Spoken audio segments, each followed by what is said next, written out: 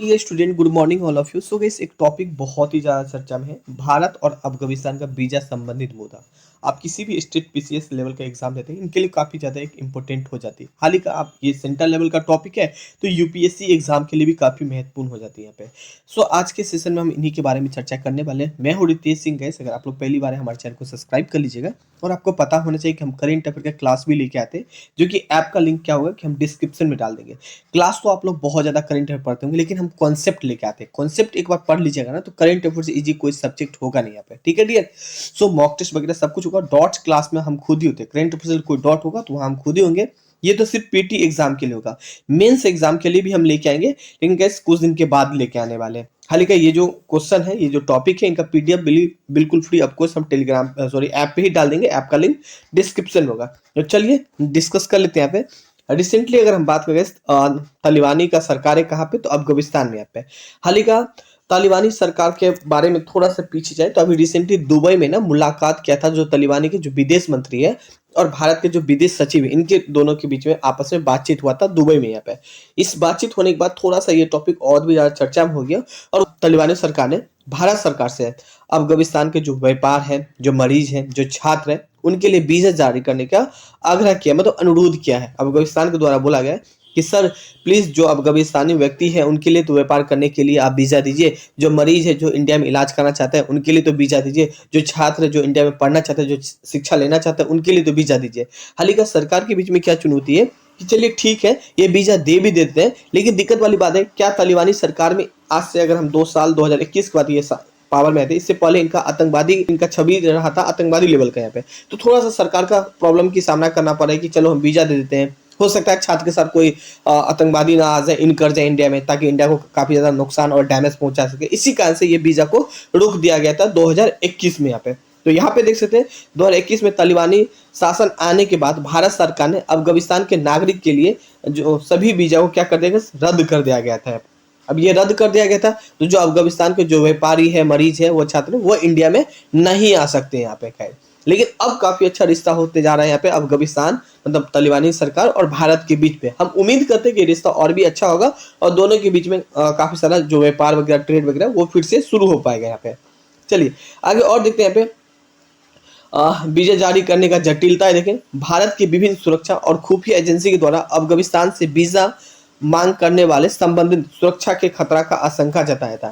देखिए जो काफी ज्यादा जो अफगानिस्तानी है वो जो वीजा मांग रहा था कि हम भारत आना चाहते हैं, प्लीज हमें वीजा दीजिए, लेकिन वहाँ भारत सरकार के जो सुरक्षा एजेंसी है, जो खुफिया एजेंसी है, वो बोला था कि नहीं इनको वीजा मत दीजिए क्योंकि हो सकता है उनके साथ आतंकवादी आ सके। इसी कारण से इनको रोक दिया गया था। स्थित भारतीय दूतावास और अफगानिस्तान स्थित भारतीय दूतावासों में कोई कार्यात्मक वीजा का अनुभाग न होना है यहाँ पे। इनके अलावा भारत सरकार के द्वारा अफगानिस्तान तालिबान सरकार का आधिकारिक रूप से मान्यता न देना, मतलब भारत सरकार ने अभी तक गैस अफगानिस्तान के तालिबानी सरकार का मान्यता नहीं दिया था, लेकिन हम उम्मीद करते हैं कि अब ये सब ठीक ठाक हो जाएगा और फिर से इनको वीजा दे दिया जाएगा यहाँ पे ना। आगे पॉइंट देखिए यहाँ पे, वीजा का बहाली के लिए प्रयास है पे, तो ऑनलाइन कक्षाओं का आयोजन यहाँ पे है। जैसे कि अब बहुत कुछ दुनिया डिजिटल होती जा रही है यहाँ पे, तो ऑनलाइन जैसे कि आप लोग मेरा ऑनलाइन क्लास पढ़ पा रहे हैं यहाँ पे, तो इसी तरह अब क्या होगा, इंडिया से ही ऑनलाइन क्लास अफगानिस्तान में दिया जाएगा। लेकिन हो सकता है ऑनलाइन क्लास के माध्यम से बच्चा को कोई चीज़ जानना हो या कोई प्रैक्टिकल लेना हो, तो फिर तो आना ही पड़ेगा यहाँ पे।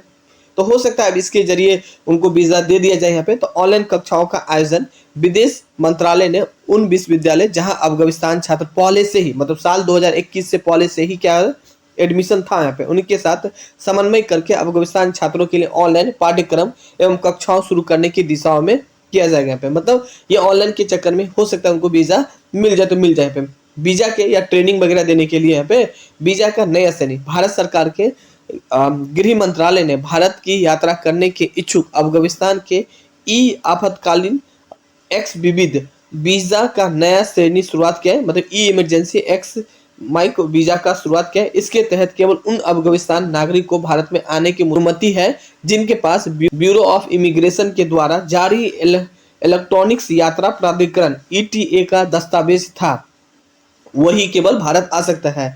यह गृह मंत्रालय के आधिकारिक क्षेत्र में आता है यहाँ पे ना। आगे क्या होगा, भारत के द्वारा अब अफगानी नागरिक को वीजा जारी करने के संदर्भ में सुरक्षा आयाम के साथ साथ इनका राजनीतिक प्रभाव का आधार भी निर्णय लेना होगा। जैसे कि यहाँ पे बात करें वीजा जारी करने के लिए भारतीय दूतावास की बड़ी संख्या में कर्मचारी की आवश्यकता के साथ भारतीय वाणिज्य दूतावास को फिर से खोलने की आवश्यकता होगी। एंड इनका राजनीतिक एवं कूटनीतिक निर्णय आधारित होगी, जैसे कि आगे हम डिस्कस करेंगे, लेकिन पहले हम बता देते हैं। मान लीजिए ठीक है, वीजा देना चालू कर देता है भारत सरकार के द्वारा काफी अफगानिस्तानियों को, लेकिन फिर उनका पूरा तरीके से जांच पड़ताल के लिए कि क्या ये आदमी ठीक है कि नहीं, क्या वो यहाँ का नागरिक है कि नहीं, क्या ये यहाँ का एक सामान्य उस पर केस वगैरह तो नहीं, एफआईआर वगैरह, तो वो सब जांच करने के लिए तो आदमी लगेगा यहाँ पे।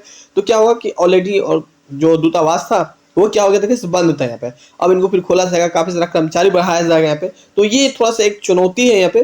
खैर इनके साथ एक और चुनौती यहाँ पे अमेरिका के साथ भारत का समन्वय, जबकि अमेरिका का प्रशासन ने तालिबानी सरकार का मान्यता नहीं दी। यहाँ पे जो अफगानिस्तान है कैसे यहाँ पे तालिबानी सरकार को मानता नहीं दिया, मतलब तालिबान सरकार को नहीं मानता है कि अफगानिस्तान में कोई किसी का सरकार है यहाँ पे, ठीक है, तो ये मान्यता नहीं मिला। लेकिन भारत और अमेरिका का संबंध तो काफी अच्छा है यहाँ पे, लेकिन जब भारत सरकार मान्यता दे देगी वीजा आने का यहाँ पे, तो हो सकता है भारत और अमेरिका के बीच में थोड़ा सा एक मतभेद दिख जाए यहाँ पे, जिसके कारण से कुछ प्रॉब्लम की सामना करना पड़ सकेगा यहाँ पे। दिसंबर 2024 में रूसी संसद ने तालिबानों को प्रतिबंधित आतंकवादी संगठनों की सूची से हटाने के लिए एक कानून पारित किया है। मैं बता दूं ना कि साल 2021 से अगर हम बात करें, तालिबानी का जो छवि था एक आतंकवादी लेवल का छवि था। हालांकि अभी भी उनको बहुत आतंकवादी लेवल का छवि दिख जा रहा है, लेकिन आप ये नहीं बोल सकते कि पहले भी आतंकवादी था और अभी भी वो आतंकवादी नहीं। टाइम के साथ हर इंसान ठीक हो जाता है, जो उनको चाहिए, उनका एक ही उद्देश्य था कि हम अफगानिस्तान में शासक बनाए, तो अब शासन करे, यहाँ पे शासन कर रहा है, लेकिन अब वो किसी प्रकार का नहीं कर रहा है, तो रूस बोला ठीक है अब उनको आतंकवादी सूची से हम हटा दे रहे हैं यहाँ पे।